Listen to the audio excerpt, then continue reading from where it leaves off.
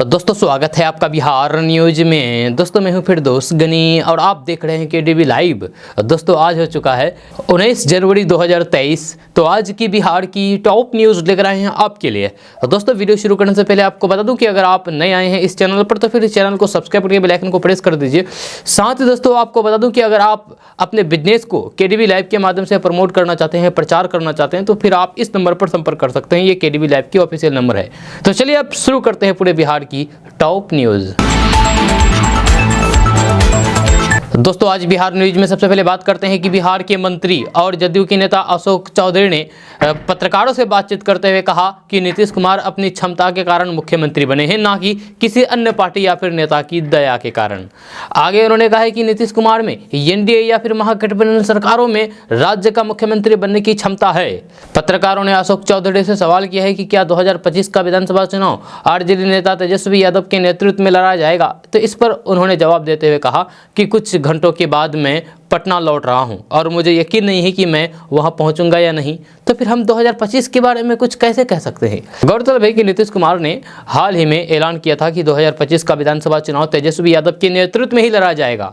जहां हालांकि राजद के नेता इससे संतुष्ट नहीं है और मांग कर रहे हैं कि तेजस्वी यादव के लिए रास्ता बनाने के लिए नीतीश कुमार को पद छोड़ देना चाहिए। सूत्रों ने कहा है कि नीतीश कुमार पर मुख्यमंत्री का पद छोड़ने के लिए दबाव डालना आरजेडी की रणनीति है।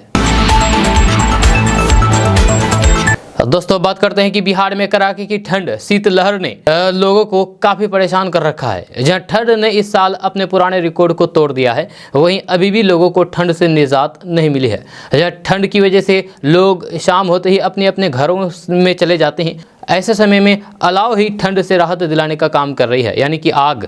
जहाँ वहीं इस अलाव के चलते अस्पतालों में आग से झुलसने वाले मरीजों की संख्या भी बढ़ती जा रही है। जब किशनगंज, अररिया और पूर्णिया, कटिहार जिलों में ठिठुरन से लोग ठिठुर रहे हैं। जब सुबह शाम कोहरा छाया रहता है, ठंड से बचाव के लिए लोग अलाव ताप रहे हैं, यानी कि आग ताप रहे हैं। इस दौरान ग्रामीण इलाकों में लोग लकड़ी पुआल जला करके ठंड से बचने की कोशिश कर रहे हैं। वहीं अलाव जलाने के क्रम में लोग असावधानियां बरत रहे हैं, लिहाजा आग से झुलसने वाले लोगों की संख्या बढ़ रही है। आग तापने में भी लोगों को महंगा पड़ रहा है। जब सदर अस्पताल में मरीजों की संख्या भी बढ़ती जा रही है। जब burn ward, male ward, female ward में भी आग से झुलसे मरीज अपना इलाज करा रहे हैं। जब किसी का पैर तो किसी का हाथ जला हुआ है। मेडिकल कॉलेज के डॉक्टरों का कहना है कि आग जलाते तापते समय दूरी बना करके बैठे जाते समय आग को अच्छी तरीके से बुझा दें। जब अपने बिस्तर के पास कोई भी अंगीठा ना रखें। दोस्तों बात करते हैं कि मुख्यमंत्री नीतीश कुमार ने कहा है कि बिहार को विशिष्ट राज्य का दर्जा मिले, ये हम हमेशा से चाहते हैं। जब मगर विशिष्ट राज्य का दर्जा नहीं मिला, तो इसके बावजूद भी बिहार का विकास बिहार अपने दम पर कर रहा है। मुख्यमंत्री नीतीश कुमार ने कहा है कि बिहार को विशिष्ट राज्य का दर्जा मिले, ये हम हमेशा से चाहते हैं, मगर विशिष्ट राज्य का दर्जा नहीं मिला, इसके बावजूद भी बिहार का विकास बिहार अपने दम पर कर रहा है। साथ ही साथ कहा है कि बिहार राज्य को विशिष्ट राज्य का दर्जा मिले, ये बात केंद्र को मानना चाहिए। जब पहले समय में कई पिछड़े राज्यों को विशिष्ट राज्य का दर्जा मिल गया है, अन्य पिछड़े राज्यों को भी विशिष्ट राज्य का दर्जा देकर के उन्हें लाभ दिया जाता है, तो फिर पूरा देश विकसित हो जाएगा। जब वहीं आगे नीतीश कुमार ने कहा है कि देश के प्रधानमंत्री विकसित राज्य से आए हुए हैं, इसीलिए पिछड़े राज्य की बात को समझ में नहीं पा रहे हैं। जब प्रधानमंत्री जिस राज्य से आए हुए हैं वह शुरू से विकसित था। गुजरात को वहाँ की सरकार ने विकसित नहीं किया, वह अंग्रेजी शासनकाल से ही विकसित था। तो दोस्तों बात करते हैं कि आप जो ये तस्वीर देख रहे हैं, आप ये सोच रहे होंगे कि ये किसी कोई ट्रेन है जिसमें कुछ लोग सवार होकर के जा रहे हैं, लेकिन हकीकत कुछ और है जो आपको इस खबर को देखने को मिलेगी और जानने को मिलेगी। दरअसल ये कोई ट्रेन नहीं, असल में ये जो तस्वीर में दिख रहा है ये एक स्कूल का बरामदा है। ये देखने में किसी रेलवे स्टेशन जैसा नजर आता है। जी हाँ, अररिया प्रखंड का मध्य विद्यालय पैकटोला हाई स्कूल अपने अनोखे भवन के चलते चर्चाओं का विषय बन गया है। जब ट्रेन जैसे स्कूल को देखने के लिए दूसरे जिलों से भी लोग यहाँ पर आ रहे हैं। दरअसल स्कूल की दीवारों को ट्रेन की शक्ल दी गई है। जहां कमरों के दरवाजे हैं वहां ट्रेन की एंट्री गेट बनाया गया है, जो दिखने में बेहद अनोखा और फिर आकर्षक लगता है। यही वजह है कि अब स्कूल में बड़ी संख्या में छात्र भी आने लगे हैं। जो छात्र कभी पढ़ाई से भागते थे वे भी स्कूल में आकर के पढ़ाई करते हैं। दरअसल ये स्कूल 1902 में बनाया गया था, जहाँ पहले स्कूल घास फूस की झोपड़ी में चलता था, लेकिन समय बदला, साथ ही बदली स्कूल और भवन की सूरत। जो नहीं बदला वह था पढ़ाई का वही पुराना तरीका। फिर क्या स्कूल के प्रिंसिपल ने ठान ली कि अब स्कूल में कुछ नया करना है ताकि बच्चों के लिए पढ़ाई आसान भी हो और फिर मज़ेदार भी। इसी कोशिश में स्कूल प्रबंधन ने पूरे स्कूल को ट्रेन जैसा लुक दे दिया, जो आप अपने मोबाइल स्क्रीन पर तस्वीर देख रहे हैं। स्कूल प्रबंधन की पहल पर असर भी हुआ, बच्चों ने पढ़ाई में रुचि दिखानी शुरू कर दी। शिक्षकों का कहना है कि आगे भी बच्चों के लिए कुछ न कुछ नया करने की कोशिश जारी रहेगी। मध्य विद्यालय पैकटोला की चर्चा आज पूरे जिले में हो रही है। दोस्तों बात करते हैं कि बिहार के अररिया से बीजेपी के सांसद प्रदीप सिंह के बयान पर सीएम नीतीश कुमार और डिप्टी सीएम तेजस्वी यादव ने पलटवार किया है। सीएम नीतीश कुमार ने कहा है कि मैं यहां 17 सालों से राजनीति में हूं, हम बस काम करते हैं, मुझे अपने लोगों पर पूरा भरोसा है। आपको बता दूं कि अररिया के सांसद प्रदीप सिंह ने कहा था कि बिहार में भी महाराष्ट्र जैसा राजनीतिक खेला होगा, राजनीतिक परिवर्तन होगा। इसी को लेकर के डिप्टी सीएम तेजस्वी यादव ने भी पलटवार किया है। उन्होंने कहा है कि बीजेपी की महाराष्ट्र रणनीति ना पहले बिहार में कभी चली थी और ना अब आगे चलेगी। यह गौरतलब है कि बीजेपी सांसद प्रदीप कुमार सिंह के बयान के बाद बिहार का सियासी माहौल गर्म हो गया है। बीजेपी सांसद प्रदीप कुमार सिंह का कहना है कि बिहार में सत्तारूढ़ जनता दल यूनाइटेड के विधायक और सांसद भाजपा के संपर्क में हैं। सांसद प्रदीप सिंह ने मंगलवार को कहा है कि महाराष्ट्र जैसे राजनीतिक घटनाक्रम जल्द ही बिहार में सामने आएंगे। उन्होंने कहा है कि नीतीश कुमार को छोड़ करके हमारे दरवाजे सभी के लिए खुले हैं। बहुत जल्द बिहार में महाराष्ट्र जैसी स्थिति सामने आएगी। जदयू के कई नेता बीजेपी के साथ खुद को जोड़ने के लिए तैयार है। जय भाजपा सांसद प्रदीप सिंह ने आगे कहा कि मैं अंदरूनी जानकारी का खुलासा कर रहा हूं और पूरे विश्वास के साथ ये बात कह रहा हूं, बस थोड़ी प्रतीक्षा करें, थोड़ा इंतजार करें। बिहार में महाराष्ट्र जैसा खेला जाएगा। बिहार के लोगों का जदयू आरजेडी के सत्तारूढ़ गठबंधन से विश्वास उठ गया है, ठीक उसी तरीके से जैसे महाराष्ट्र के लोगों का कांग्रेस, एनसीपी और फिर शिवसेना के उद्धव ठाकरे के नेतृत्व वाले महाविकास अघाड़ी गठबंधन से मोहभंग हो गया था। दोस्तों बात करते हैं कि प्रधानमंत्री किसान सम्मान निधि योजना की 13वीं किस्त जल्द किसानों के खाते में आने वाली है। हालांकि इससे पहले हलचलें तेज हो गई है और सभी राज्यों में भूलेख के सत्यापन में तेजी लाई गई है। बड़ी संख्या में लाभार्थी सूची से लोग बाहर किए गए हैं, जहां आशंका जताई जा रही है कि इस बार लाभार्थियों की संख्या पिछली बार से भी कम हो सकती है। रिपोर्ट्स के मुताबिक 31 जनवरी से पहले 13वीं किस्त जारी हो सकती है। दरअसल प्रधानमंत्री नरेंद्र मोदी 29 जनवरी को मन की बात करने वाले हैं, जहाँ उम्मीद जताई जा रही है कि उस दिन पीएम किसान योजना की राशि जारी हो सकती है। किसानों को लगातार ई-केवाईसी करा लेने के लिए बोला जा रहा है। अगर आप ई-केवाईसी नहीं कराते हैं तो फिर 13वीं किस्त से वंचित रह सकते हैं। जल्द से जल्द अगली किस्तों का लाभ उठाने के लिए किसान पीएम योजना की ऑफिशियल वेबसाइट पर विजिट करके ई-केवाईसी की प्रक्रिया जरूर पूरा करें। इसके अलावा आप सीएससी सेंटर जाकर भी इस प्रक्रिया को पूरा कर सकते हैं। दोस्तों बात करते हैं कि राजनीति और शासन के नज़रिए से तमाम राजनीतिक पार्टियों के लिए साल 2023 किसी प्री बोर्ड से कम नहीं है। जी हाँ, एक समय में बिहार की राजनीतिक उथल पुथल के बाद सत्तारूढ़ एनडीए सरकार को सत्ता से बाहर होना पड़ा था। इसके बाद आगामी 2024 के आम चुनावों को लेकर भी सवाल उठने शुरू हो गए हैं। हालांकि अब स्थिति में काफ़ी सुधार हुआ है और अन्य बड़े मुद्दे इसे दबाने में कामयाब रहे हैं। इस ओपिनियन पोल में लोकसभा की 543 सीटों में से एनडीए को 307 सीटें मिलना तय बताया जा रहा है। वहीं यूपीए को 125 और अन्य को 111 सीटें मिलती नजर आ रही है। लेकिन अगर बिहार में सरकार बदलने के बाद चुनाव होते हैं तो फिर एनडीए को सीधे 21 सीटों का नुकसान होता। एनडीए की सीटें घट करके 286 हो जाती। वहीं यूपीए को 146 सीटें जबकि अन्य दलों को 111 सीटें मिलती। दोस्तों बात करते हैं कि अब बिहार की तमाम मस्जिदों से फाइलेरिया की दवा का सेवन करने के लिए ऐलान किया जाएगा। जी हाँ, जिले में अब मस्जिदों के फाइलेरिया की दवा के सेवन का ऐलान होगा। इसके लिए मौलाना सज्जाद मेमोरियल हॉस्पिटल के अधीक्षक ने पत्र जारी करके सभी मस्जिदों के इमाम से अपील की है, जिसके बाद 10 फरवरी से बिहार के 24 जिलों में सर्वजन दवा सेवन कार्यक्रम संचालित होगा। इस संदर्भ में फुलवाड़ी शरीफ में स्थित इमारत सरिया द्वारा संचालित मौलाना सज्जाद मेमोरियल हॉस्पिटल के अधीक्षक डॉक्टर एस निसार अहमद ने बिहार एवं झारखंड की तमाम मस्जिदों के इमाम को पत्र जारी करके आवश्यक निर्देश दिए हैं। आपको बता दूं कि राज्य में यानी कि बिहार में आगामी 10 फरवरी से 24 जिलों में लक्षित आबादी को फाइलेरिया की दवा खिलाई जाएगी। जब फाइलेरिया के राज्य कार्यक्रम पदाधिकारी डॉक्टर परमेश्वर प्रसाद ने कहा है कि 10 फरवरी से बिहार सहित देश के अन्य राज्यों में भी एक साथ सर्वजन दवा सेवन कार्यक्रम बानी एनडीए फाइलेरिया का आयोजन किया जा रहा है। इस लिहाज से अभियान को सफल बनाने का प्रत्येक स्तर पर प्रयास किया जा रहा है। इसके लिए बिहार के सभी मस्जिदों से सहायता ली जाएगी, यानी कि बिहार के सभी मस्जिदों से ऐलान किया जाएगा। दोस्तों बात करते हैं कि बिहार के शिक्षा मंत्री चंद्रशेखर के रामचरितमानस पर दिए गए विवादित टिप्पणी के बाद से नवादा में उनके खिलाफ लगातार आंदोलन जारी है। जहां कल भी भारतीय जनता पार्टी के कार्यकर्ताओं में नवादा जिले के साहेब कोटी मंदिर में सुंदरकांड पर करके बिहार के सीएम और डिप्टी सीएम पर जोरदार हमला बोला। भाजपा के पूर्व जिला अध्यक्षों ने कहा कि बिहार फिर से पूरे बिहार में जंगल राज का रिटर्न देखने को मिल रहा है। हिंदुओं की आस्था से खिलवाड़ किया जा रहा है। बिहार की जनता ने ये सोचा था कि लालू यादव की राह पर तेजस्वी यादव नहीं चलेंगे, लेकिन ये तो उनसे भी ऊपर उठ करके काम कर रहे हैं। जंगल राज की बोली तेजस्वी यादव बोल रहे हैं। उन्होंने कहा है कि तेजस्वी हो या फिर राजद के प्रदेश अध्यक्ष जगदानंद सिंह, सभी लोगों का रामचरितमानस के अपमान पर सुर एक साथ मिल रहे हैं।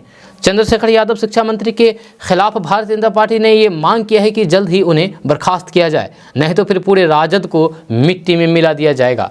जहां उन्होंने कहा है कि राम को लेकर के जिस तरीके से शिक्षा मंत्री ने बयान दिया गया है उसके खिलाफ हम लोग पूरे जोर शोर से सड़कों पर उतरे हैं। ऐसे नेताओं को कुर्सी से उखाड़ फेंकना होगा। दोस्तों बात करते हैं कि बिहार की पूर्व कृषि मंत्री सुधाकर सिंह ने एक बार फिर से मुख्यमंत्री नीतीश कुमार पर तीखा हमला बोला है। उन्होंने कहा कि इस देश ने इंडिया वाली सरकार भी देखी है और आज बिहार में बाहर है नीतीश कुमार है वाली सरकार भी देख रही है। राज्य से लेकर के केंद्र तक में आज संस्थाओं पर व्यक्ति कब्जा कर चुका है। अब भारत सरकार नहीं बल्कि मोदी सरकार दिल्ली में है। ऐसे में अब सरकार से नहीं नीतीश कुमार से ही सवाल किया जाएगा। उन्होंने कहा है कि बिहार में न्याय का शासन नहीं चल रहा है, बल्कि बिहार में लूट का ऐसा मॉडल विकसित किया गया है जिसे जांचना पुलिस के बस की बात नहीं है। बिहार में लूट की जांच में पुलिस भी फेल है, क्योंकि लूट का मॉडल सत्ता संरक्षित है। जय पूर्व कृषि मंत्री सुधाकर सिंह ने कहा है कि केंद्र की सरकार हो या फिर राज्य की सरकार, कहीं भी आज किसानों की आवाज़ नहीं सुनी जा रही है। केंद्र सरकार ने कहा था कि किसानों की आय 2 गुना कर देंगे, लेकिन उसमें महज 8% की बढ़ोतरी हुई है। ये बढ़ोतरी भी तब दिखाई दी जा रही है जब न्यूनतम समर्थन मूल्य को मानक माना गया है। आज उस दम पर कौन किसान अपनी फसल बेच रहा है? किसानों की सुनने वाला आज कोई नहीं है। बिहार के किसानों के पास एक ही रास्ता है। जैसे पंजाब और फिर हरियाणा के किसानों ने 13 माह सड़क पर बैठ करके सरकार को झुकाया, वैसे ही बिहार में अगर 13 दिन भी बैठने की हैसियत हम लोग कर पा लेते तो फिर सरकार सुई की तरह सीधी हो जाएगी। दोस्तों बात करते हैं कि कृषि क्षेत्र का विकास पूरी तरीके से किसानों पर निर्भर है। जहाँ ये ग्रामीण अर्थव्यवस्था की रीढ़ है, जिसे मजबूत बनाने में अब पशुपालन और मछली पालन जैसी गतिविधियों का भी सहयोग मिल रहा है। कभी किसान अपनी आजीविका के लिए फसल उत्पादन पर भी निर्भर रहते थे, लेकिन 2 गुना आमदनी के मॉडल पर काम करते हुए पशुपालक और फिर मछली पालन से भी जुड़ते जा रहे हैं। यह एक समय वो भी था जब इन सभी कामों के लिए किसानों और फिर ग्रामीणों को साहूकारों के यहाँ चक्कर लगाने पड़ते थे। जब ऊपर से ज़्यादा ब्याज दरों का भुगतान करते करते सारा मुनाफा ही कर्ज में चला जाता था। जब कई बार तो नुकसान होने पर कर्ज के जंजाल में फंसने की नौबत आ जाती थी। इन परिस्थितियों में ना जाने कितने ही किसानों को अपनी जमीनें बेचनी पड़ जाती थी, लेकिन आज कर्ज की इन प्रथाओं से किसानों को छुटकारा मिल गया है। जब केंद्र की किसान क्रेडिट कार्ड योजना से ये काम मुमकिन हो पाया है। जब कुछ समय पहले तक सिर्फ किसानों को ही केसीसी मिलता था, यानी कि किसान क्रेडिट कार्ड मिलता था, लेकिन अब कुछ नियम और फिर शर्तों के आधार पर पशुपालकों और फिर मछली पालकों को भी केसीसी यानी कि किसान क्रेडिट लोन दिया जा रहा है। आज कृषि बागवानी से जुड़े किसानों को केसीसी यानी कि किसान क्रेडिट कार्ड स्कीम के तहत 7% ब्याज पर 3 लाख तक का लोन दिया जाता है। वहीं बिना गारंटी के 1,60,000 का भी लोन मिलता है, जिसकी राशि को क्रेडिट कार्ड के जरिए इस्तेमाल कर सकते हैं। जब वैसे तो किसान क्रेडिट कार्ड की वैधता 3 से 5 साल के लिए होती है, लेकिन समय से लोन चुकाने वाले किसानों को राज्य दर में 4% की बढ़ोतरी भी दी जाती है। दोस्तों बात करते हैं कि बिहार के मंत्रियों की सरकारी बंगले में सर्दी और फिर गर्मी से निपटने का पूरा इंतजाम होगा। जब सभी बंगलों में 3-3 एसी और फिर 3-3 गीजर लगाए जाएंगे। जब पीने के शुद्ध पानी के लिए इन आवासों में आरओ भी लगाए जाएंगे। राजधानी पटना के गर्दनी बाग में बन रहे मंत्रियों के सरकारी आवासों में एसी, गीजर, आरओ सहित जरूरत के सभी फर्नीचर के लिए राज्य सरकार ने बजट की मंजूरी दे दी है। आवासों का निर्माण भवन निर्माण विभाग द्वारा करवा रहे हैं, जब प्रत्येक आवास में केवल फर्नीचर पर 9 लाख रुपए खर्च किए जाएंगे। जी हां, सूत्रों के अनुसार 20 मंत्रियों को सरकारी आवास के रूप में ग्राउंड और फिर फर्स्ट फ्लोर का नया खूबसूरत बंगला देने की तैयारी हो रही है। एक सरकारी बंगले का एरिया करीब 440 वर्ग मीटर है। निर्माणाधीन परिसर में G+1 के 20 सरकारी बंगले के साथ G+2 का 20 annexe block, 20 security post, G+1 का एक बैरेक, G+1 का एक क्लब हाउस, एक चेंजिंग रूम, एक कन्वेंस ब्लॉक और फिर एक स्विमिंग पूल बनेगा। दोस्तों बात करते हैं कि बिहार सरकार फरवरी में तीसरे और फिर चौथे चरण का विशेष भू सर्वेक्षण यानी कि जमीन सर्वे करेगी। इसकी तैयारी चल रही है। राज्य एवं भूमि सुधार विभाग ने इसके लिए व्यापक कार्य योजना बनाई है। इस समय 20 जिलों में ये कार्य चल रहा है। इन जिलों के 89 अंचलों के 208 शिविरों के तहत 4989 गाँवों में विशेष सर्वेक्षण का कार्य हो रहा है। यहाँ 2729 विशेष सर्वेक्षण अमीन, 282 कानूनगो एवं 164 विशेष सर्वेक्षण सहायक बंदोबस्त पदाधिकारियों को ये जिम्मेदारी सौंपी गई है। जमीन सर्वे के पहले चरण में किशनगंज, कटिहार, बेगूसराय, खगड़िया, लखीसराय, जहानाबाद, शेखपुरा, अररिया, पूर्णिया, सीतामढ़ी, सुपौल, सहरसा, मधेपुरा, पश्चिमी चंपारण, जमुई, मुंगेर, नालंदा, शिवहर, बांका और अरवल जिले में सर्वे का काम हो रहा है। यहां अब तक लगभग 4000 गांव में किश्तवाड़, 1200 गांव में कानूनपुरी, 800 गांव में खेसरा पंजिका निर्माण करके 700 राजस्व गांवों में रैयतों के मध्य खानापुरी पर्चा एवं LPM का वितरण किया गया है। लगभग 400 राजस्व गांवों में प्रारूप अधिकार अभिलेख और फिर 200 में अंतिम अधिकार अभिलेख एवं मानचित्र प्रकाशित किया गया है। दोस्तों बात करते हैं कि बिहार में शिक्षा मंत्री को लेकर के उठा विवाद थमने का नाम नहीं ले रहा है। इसको लेकर के अब महागठबंधन के अंदर भी सब कुछ पटरी से उतरता हुआ नजर आ रहा है। जहां भाजपा इस मुद्दे पर नीतीश सरकार को लगातार घेर रही है, तो फिर वहीं JDU भी इसको लेकर के सवाल उठा रही है। इसके बाद अब खुद एक बार फिर से नीतीश कुमार का बड़ा बयान सामने आया है। उन्होंने कहा है कि रामचरितमानस को लेकर के दिए गए विवादित बयान पर उनसे मेरी बात हुई है, हमने उनको समझा दिया है। दरअसल बिहार के मुख्यमंत्री इन दिनों अपनी समाधान यात्रा पर निकले हुए हैं।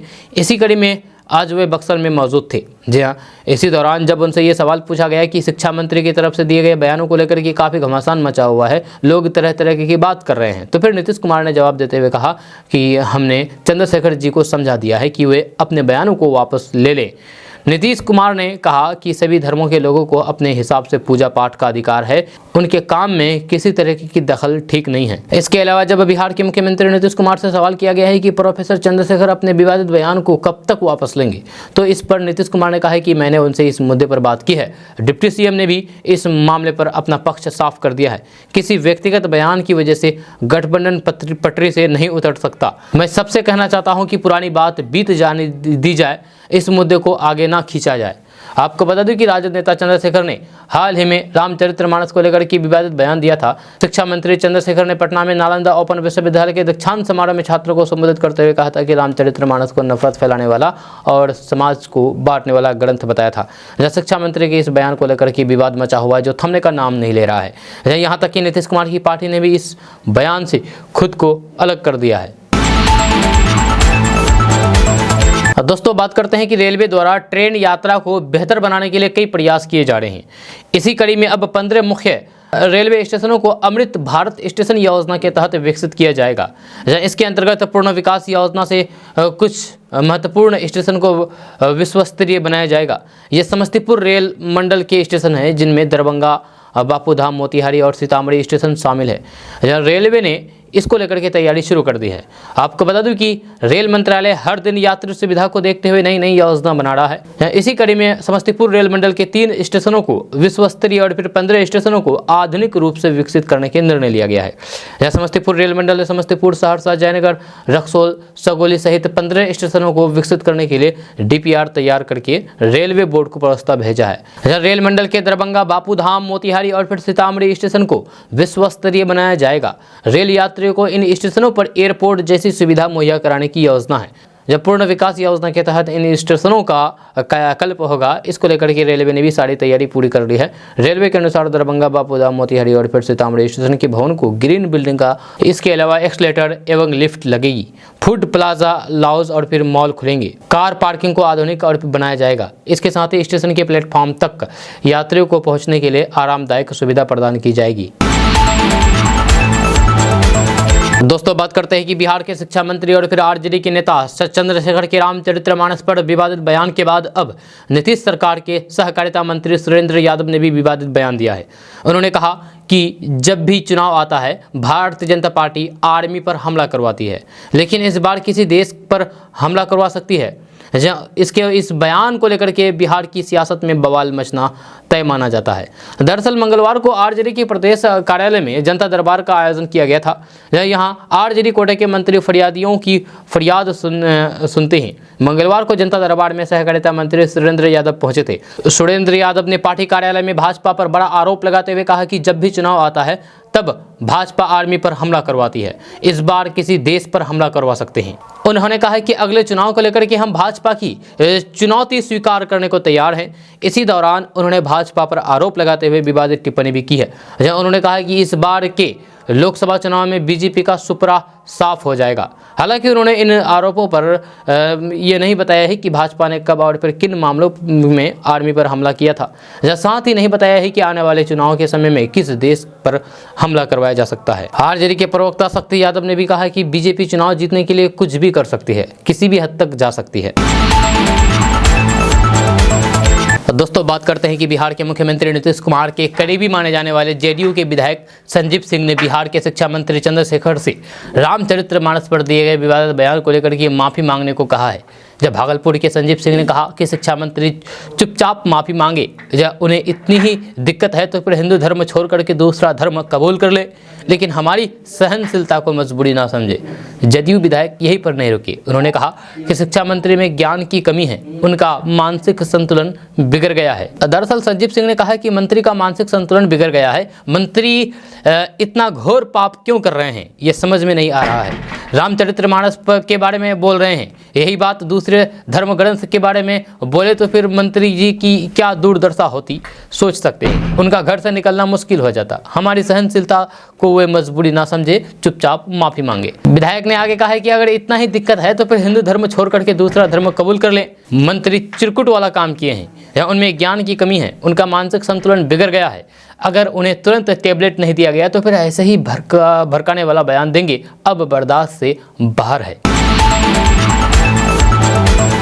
दोस्तों, बात करते हैं कि बिहार की सियासत एक बार फिर से सुधाकर सिंह को लेकर के गर्म हो गई है। जिस तरीके से पिछले कुछ दिनों से महागठबंधन के अंदर सब कुछ पटरी पर चलता हुआ नहीं दिख रहा था, अब राजद द्वारा आज सुधाकर सिंह को लेकर के निर्णय से उसके वापस से पटरी पर आने की उम्मीद जताई जा रही है। दरअसल राजद की तरफ से आज सुधाकर सिंह को कारण बताओ नोटिस जारी किया गया है।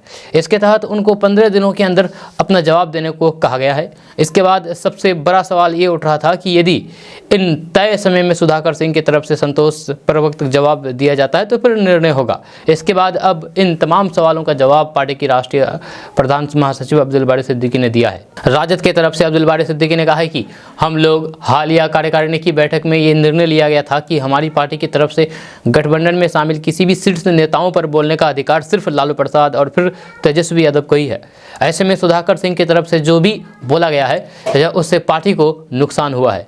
इसके तहत उनको 15 दिनों के अंदर अपना जवाब देना होगा। इसके अलावा उन्होंने कहा कि यदि 15 दिनों के बाद सुधाकर सिंह का जवाब सही तरीके से नहीं आता है तो फिर पार्टी की अनुशासन समिति और फिर राष्ट्रीय अध्यक्ष लालू प्रसाद यादव के अनुसार ही निर्णय लिया जाएगा। इसके अलावा उन्होंने कहा कि जब इस मामले की जानकारी लालू प्रसाद यादव को हुई तो फिर वे बेहद दुखी हुए और उन्हीं के निर्णय के अनुसार ये नोटिस जारी किया गया है।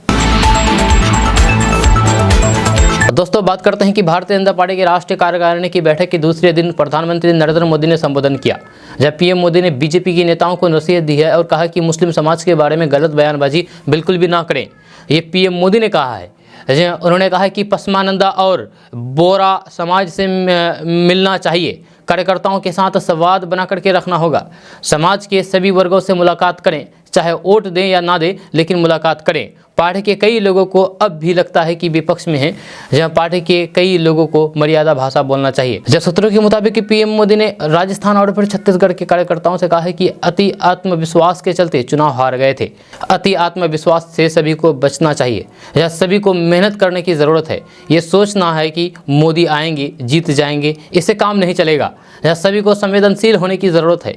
सत्ता में बैठे लोग ये ना समझे कि अस्थायी है। जब पीएम मोदी ने कार्यकर्ताओं को टास्क किया है, उन्होंने कहा है कि बॉर्डर के करीब गाँव में संगठन को मजबूत किया जाए, मेहनत में पीछे नहीं हटना है। चुनाव में 400 दिन बचे हैं, पूरी ताकत के साथ लग जाएं। जब प्रधानमंत्री नरेंद्र मोदी ने बॉर्डर स्टेट में बॉर्डर के समीप गांव में संगठन को मजबूत करने और फिर नए कार्यकर्ताओं को बूथ को मजबूत करने के लिए दिशा निर्देश दिए हैं। पीएम मोदी ने कहा है कि भारत के जीवन का सर्वोत्तम काल आ रहा है, ऐसे में मेहनत में पीछे ना रहे। जब पर्यटनों की प्रकाष्ठा कीजिए, अलग अलग जगहों पर जाकर के लोगों से मिलना है।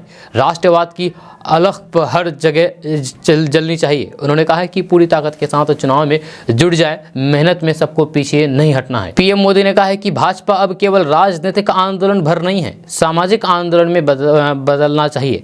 उन्होंने भाजपा मोर्चा के कार्यक्रमों के लिए कहा है। पीएम मोदी ने कहा है कि अमृतकाल को कर्तव्य काल में बदलना है, अब सामाजिक तौर पर अहम भूमिका निभाना है। दोस्तों, बात करते हैं कि भारत जोड़ो यात्रा पर निकले कांग्रेस नेता राहुल गांधी को लेकर के कई तरह के सियासी कयास लगाए जा रहे हैं। यह कुछ लोगों का कहना है कि विपक्ष की ओर से लोकसभा 2024 में वही पीएम के पद के उम्मीदवार होंगे, तो फिर वहीं कुछ लोग किसी और का नाम ले रहे हैं। इसी विषय पर हो रही एक टीवी डिबेट के दौरान कांग्रेस नेता पवन खेरा ने एंकर नाविका कुमार और फिर मीडिया को जम करके खड़ी खड़ी सुनाई है, जिसका वीडियो क्लिप सोशल मीडिया पर जम करके वायरल हुआ। तो फिर लोग तरह तरह के रिएक्शन देने लगे। टाइम्स नाउ नव भारत चैनल के एक शो में एंकर नाविका कुमार ने कांग्रेस नेता पवन खेरा से पूछा कि आप लोग पेट्रोल और डीजल के बढ़ते दामों पर सवाल उठा रहे हैं, लेकिन हिमाचल प्रदेश में सरकार बनने के बाद आप लोगों ने ही पेट्रोल के दाम बढ़ा दिए। इसके जवाब में पवन खेरा ने कहा है कि आपकी बात से मैं बिल्कुल सहमत हूं, लेकिन ऐसा कुछ समय के लिए ही किया है। पवन खेरा ने इस चर्चा के दौरान एंकर द्वारा किए गए सवाल पर कटाक्ष करते हुए कहा है कि मैं आज आपको आपके पहले के शो की याद दिलाता हूं। आप तब भी बहुत सक्रिय पत्रकार थी। मनमोहन सिंह और फिर शीला दीक्षित की सरकार पर हर शाम सवाल खड़े करती थी और ये आपका काम था। आज वो नाविका कुमार कहाँ है? आज वो मीडिया कहाँ है? जब पवन खेरा ने आगे कहा है कि आज का विपक्ष अनाथ है और उस समय विपक्ष के साथ नाविका कुमार खड़ी थी, हम सरकार से अकेले लड़ रहे हैं। इसके साथ ही उन्होंने कहा है कि अब लोग हमारे साथ जुड़ रहे हैं, तो फिर टीवी बंद हो रहा है और जैसे जैसे टीवी बंद हो रहा है वैसे वैसे मोदी जी की किस्मत बंद होती जा रही है। पवन खेरा ने कहा है कि माफ़ कीजिएगा कि मैं आपके मुंह पर करवा बोल रहा हूं, जैसा आप करवा बोल रही है, ये सब आपसे ही सीखा है। इस दौरान एंकर केवल मुस्कुराती हुई नजर आई। दोस्तों, बात करते हैं कि बिहार में नीतीश सरकार कोई उद्योग स्थापित नहीं कर पाई, रोजगार नहीं दे पाई, इसीलिए अपने मंत्रियों के द्वारा नीतीश कुमार कभी रामचरितमानस और कभी सेना के शौर्य पर अच्छी टिप्पणी करवा रहे हैं, ताकि बिहार के लोगों का ध्यान जरूरी मुद्दों से हटाया जा सके। ये कहना है भाजपा के प्रदेश अध्यक्ष डॉक्टर संजय जायसवाल की। इस दौरान उन्होंने शिक्षा मंत्री पर निशाना साधते हुए कहा कि जिस राम के नाम पर वे सवाल उठा रहे हैं, वे भी जब दुनिया से जाएंगे तो फिर राम नाम सत्य ही बोला जाएगा। नई दिल्ली पहुंचे बेतिया के सांसद ने कहा है कि बिहार में नीतीश कुमार के समर्थन में इस तरह की बयानबाजी की जा रही है। जब कभी उनके शिक्षा मंत्री रामचरितमानस पर विवादित बयान देते हैं, तो कभी सहकारिता मंत्री सेना के शौर्य पर सवाल उठाते हुए उन्हें अपमानित कर रहे हैं। अच्छा, ये सब अचानक नहीं हुआ है। अन्यथा नालंदा ओपन यूनिवर्सिटी के दीक्षांत समारोह में छात्रों के बेहतर शिक्षा और उनके रोजगार पर चर्चा करने की जगह हुए रामचरितमानस की एक लाइन को लेकर के पूरे हिंदू समाज को अपमानित करने की हिम्मत नहीं करते और बिहार के माहौल को खराब करते हैं। डॉक्टर संजय जायसवाल ने कहा है कि नीतीश कुमार जी के सहकारिता मंत्री सुरेंद्र यादव कहते हैं कि चुनाव से पहले से फिर कोई हमला होगा। ये पूरी तरीके से सेना की काबिलियत पर सवाल उठना है। उन्होंने इस बयान को लेकर के सुरेंद्र यादव की समझ पर ही सवाल उठा दिया है। सुरेंद्र और कहा कि सुरेंद्र यादव कौन है और किस तरीके के 1990 से 2005 के बीच में वे करते रहे हैं, उसके बारे में गया जिले के खोमचे वाले से लेकर के ठेला वाले भी जानता है। सहकारिता मंत्री बनने के बाद उन्होंने विभाग में क्या काम किए हैं वह इस पर बात नहीं करते। आज बिहार में किसान अपना धान बेच नहीं पा रहे हैं, पैक्सों की हालात खराब है। उनके विभाग की नाकामी के कारण अब नीतीश कुमार जीविका दीदियों को धान खरीदने के लिए कह रहे हैं। दोस्तों, बात करते हैं कि लोकसभा चुनाव के एक साल पहले पेश हो रहे पूर्णकालिक बजट में मोदी सरकार इस रेलवे को बड़ा तोहफा दे सकते हैं। जब बजट में रेल के बहाने कई राज्यों को साधने की कोशिश हो सकती है, इसमें बिहार बेहद अहम हो सकता है, जिसे इस बार के बजट में कुछ ट्रेनों और फिर रेल परियोजनाओं का लाभ मिल सकता है। इस बार के बजट को अगले साल होने वाले चुनाव से भी जोड़ करके देखा जा रहा है। माना जा रहा है कि इस साल के बजट में मोदी सरकार कई बड़ी घोषणाएं कर सकती है, जहाँ इन सब के बीच ये बजट रेलवे के लिए भी काफ़ी अहम होने जा रहा है। माना जा रहा है कि इस बार के बजट में मोदी सरकार की ओर से हाई स्पीड और सेमी हाई स्पीड ट्रेनों को लेकर के भी ऐलान किया जा सकता है। जब प्रधानमंत्री नरेंद्र मोदी लगातार हाई स्पीड ट्रेनों की तरह अपना फोकस बनाए हुए हैं, ऐसे में कहीं ना कहीं इस साल कई रूटों पर हाई स्पीड ट्रेनों को लेकर के ऐलान किया जा सकता है। जानकारी के मुताबिक वंदे भारत ट्रेनों को लेकर के इस बार के बजट में बड़ा ऐलान हो सकता है। दावा किया जा रहा है कि 400 नई वंदे भारत ट्रेनों का ऐलान किया जा सकता है। इसके अलावा कुछ नई सेमी हाई स्पीड ट्रेनों को लेकर भी शुरू होने के बाद बात की जा रही है। इसमें कई ट्रेनें बिहार के विभिन्न रूटों से जुड़ी हो सकती है। जब विशेष करके पटना से बिहार, झारखंड और फिर उत्तर प्रदेश के कुछ शहरों के लिए इस तरह की ट्रेनों की घोषणा हो सकती है। दोस्तों, बात करते हैं कि बिहार में मेडिकल की तैयारी करने वाले स्टूडेंट की संख्या काफ़ी अधिक है। जब बिहार के अंदर हर रोज हजारों की संख्या में स्टूडेंट मेडिकल की तैयारी करने को लेकर के एक्टिव दिख रहे हैं, जहाँ वहीं कुछ ऐसे परिवार ही हैं जो इस पढ़ाई में होने वाले खर्च को लेकर के बैक फुट पर आ जाते हैं। लेकिन अब इसको लेकर के बिहार की राजधानी पटना में मेडिकल की तैयारी करने वाले एक कोचिंग संस्थान ने बड़ा निर्णय लिया है। दरअसल राजधानी पटना में नीट परीक्षा की तैयारी करने वाली कोचिंग संस्थान एडुराइज इंडिया और फिर शिखर इंडिया ने कम खर्च पर छात्रों को ऑनलाइन और फिर ऑफलाइन दोनों जगह पर इसकी तैयारी करवाने वाली है। इस बात की घोषणा एडुराइज इंडिया के निदेशक राहुल कुमार तथा शिखर कैरियर इंस्टीट्यूट के निदेशक अभिषेक झा, डॉक्टर नवीन कुमार मिश्रा संयुक्त रूप से किया है। दोस्तों, बात करते हैं कि 14 दिसंबर यानी कि खरमास से पहले बिहार में ताजपोशी तेजस्वी यादव की होनी थी, लेकिन खरमास बीत जाने के बाद भी आरजेडी बड़ी पार्टी होने के बावजूद भी बिहार में छोटे भाई की भूमिका में रहने को मजबूर हैं। आरजेडी के सूत्रों के मुताबिक पार्टी के भीतर कशमकश तेज है, लेकिन नीतीश कुमार को नाराज करने की जहमत उठाने से पहले आरजेडी कदम फूंक फूंक कर चल रही है। यह दरअसल अफसरों की पोस्टिंग से लेकर के तमाम नीतियों के निर्धारण में आरजेडी की भूमिका बड़े दल के बावजूद छोटे दल की है। जबकि डील के मुताबिक सरकार के फैसले तेजस्वी यादव को सरकार बनते ही आगे बढ़ करके लेना था। आरजेडी के सूत्रों के मुताबिक केवल 2 जिलों में एक यादव के रूप में डीएम और एक एसपी पदस्थापना से आरजेडी बेहद परेशान है। आरजेडी में इस बात को लेकर के खलबली है कि आरजेडी समर्थक अफसर आरजेडी के नेताओं के रवैये से खासे परेशान है। वहीं जेडीयू अपने हिसाब से अफसरों की पोस्टिंग जिलों से लेकर के अन्य जगहों पर कर रही है। आरजेडी के एक नेता के मुताबिक साल 2023 में बिहार में सरकार तेजस्वी यादव की बहाल होनी थी। वहीं केंद्र की राजनीति के लिए नीतीश कुमार को बिहार से बाहर निकलना था, लेकिन विपक्षी दलों द्वारा उम्मीदों के अनुरूप समर्थन नहीं मिलने से नीतीश कुमार के व्यवहार में खासा परिवर्तन दिखने लगा है। दरअसल आरजेडी के ही एक दूसरे नेता ने, जो तेजस्वी यादव के खास माने जाते हैं, कहते हैं कि सत्ता नहीं सौंपे जाने से ज़्यादा परेशान करने वाली बात आरजेडी के शीर्ष नेताओं को अधिकारियों के ट्रांसफर पोस्टिंग से दूर रखना है।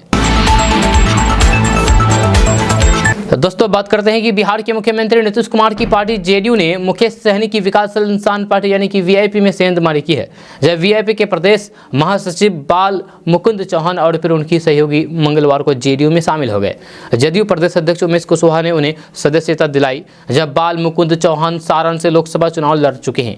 आगामी लोकसभा चुनाव और फिर विधानसभा चुनाव को देखते हुए जदयू अपनी पार्टी को मजबूत करने में जुटी हुई है। इसके लिए बिहार समेत देश भर में सदस्यता अभियान चलाया जा रहा है। इसी क्रम में आयोजित मिलन समारोह में वीआईपी नेताओं को जेडीयू में शामिल किया गया। जब पटना में स्थित जेडीयू कार्यालय में प्रदेश अध्यक्ष उमेश सिंह कुशवाहा की मौजूदगी में सारण लोकसभा क्षेत्र के पूर्व सांसद प्रत्याशी वीआईपी के प्रदेश महासचिव बाल मुकुंद चौहान अधिवक्ता ने अपने सहयोगियों के साथ पार्टी का दामन थामा। विकासशील इंसान पार्टी फिलहाल किसी गठबंधन में नहीं है। हाल ही में मुजफ्फरपुर की कुर्नी विधानसभा सीट पर उपचुनाव में मुकेश सहनी की पार्टी ने भी चुनाव लड़ा था। वीआईपी यानी कि विकासशील इंसान पार्टी प्रत्याशी नीलाभ कुमार को महज 10,000 वोट मिले थे। जब वीआईपी प्रमुख मुकेश सहनी नीतीश सरकार में मंत्री रह चुके हैं। उन्होंने 2015 में बीजेपी का प्रचार भी किया था, जब बाद में महिलाओं की अनदेखी का आरोप लगाते हुए उन्होंने बीजेपी से नाता तोड़ दिया और फिर नई पार्टी बनाई थी। दोस्तों, बात करते हैं कि बिहार के नवादा के लाल ने यूथ फेस्टिवल में नवादा ही नहीं बल्कि पूरे बिहार का नाम रोशन किया है। आपको बता दूं कि कर्नाटक के धारवाड़ में आयोजित 26वें राष्ट्रीय यूथ फेस्टिवल में बिहार की स्वादिष्ट व्यंजन लिट्टी चोखा को देश में दूसरा स्थान मिला है, जो पूरे बिहार के लिए गर्व की बात है। यह बिहार टीम के प्रमुख नवादा के लाल लब कुमार ने बताया है कि कर्नाटक के धारवाड़ में विभिन्न प्रकार के युवा कार्यक्रम आयोजित थे। Youth summit, youth food festival, youth adventure, folk dance, folk song जैसे कार्यक्रम में युवाओं ने बढ़ चढ़ के हिस्सा लिया। जब बिहार से फूड टीम ने देश भर में दूसरा स्थान प्राप्त किया है, वहीं जम्मू कश्मीर को प्रथम स्थान मिला और फिर पांडिचेरी तृतीय स्थान पर मिला है। उन्होंने बताया है कि बिहार के लिए गर्व की बात है कि अपने राज्य के व्यंजन को देश भर में दूसरा स्थान मिला है। इस उपलब्धि के पीछे कहीं ना कहीं टीम के सभी सदस्यों के लगन और फिर परिश्रम का परिणाम है। दोस्तों, बात करते हैं कि भारत सरकार सोलर रूफटॉप योजना चला रही है। इसके तहत घर, कार्यालय, कारखानों आदि की छतों पर सोलर पैनल लगवाने पर 40% सब्सिडी दी जाती है। जहां लाभार्थी डिस्कॉम के पैनल में शामिल किसी भी विक्रेता से घर की छत पर सोलर पैनल इंस्टॉल करवा सकता है और फिर सब्सिडी के लिए ऑनलाइन आवेदन कर सकते हैं। अब आप सोच रहे होंगे कि आखिर कितना अनुदान मिलेगा, तो 3 किलोवाट तक के सोलर पैनल पर 40% अनुदान दिया जाएगा। वहीं 10 किलोवाट के सोलर प्लॉट पर 20% तक अनुदान मिलेगा। इससे लाभ यह होगा कि बिजली बिल में राहत मिलेगी, सिंचाई करने में मदद मिलेगी। अगर आप भी सोलर पैनल लगवाना चाहते हैं तो इसके लिए कुछ दस्तावेज की ज़रूरत होगी, और वह आधार कार्ड, छत की तस्वीर जहां सोलर पैनल लगाना है, उसके बाद पैन कार्ड, बैंक पासबुक, आय प्रमाण पत्र, बिजली का बिल लेकर के आप आवेदन कर सकते हैं। आप solarrooftop.gov.in पर जाकर के आवेदन कर सकते हैं। आपको बता दूं कि एक बार सोलर पैनल लगवा करके आप 20 साल तक फ्री में बिजली प्राप्त कर सकते हैं। जहाँ साथ ही बिजली बेच करके भी पैसा आप कमा सकते हैं, जहाँ ये आपको एक्स्ट्रा फायदा है। दोस्तों, आज का न्यूज़ बस यहाँ तक। कैसा लगा नीचे कमेंट बॉक्स में कमेंट करके जरूर बताइएगा। अगर आप नए आए हैं इस चैनल पर तो फिर चैनल को सब्सक्राइब करके बेल आइकन को प्रेस कर दीजिए और साथ में वीडियो को लाइक कर दीजिए, अपने दोस्तों के साथ शेयर भी कीजिए। तो चलिए मिलते हैं फिर नेक्स्ट वीडियो के साथ, तब तक के लिए जय हिंद, जय भारत।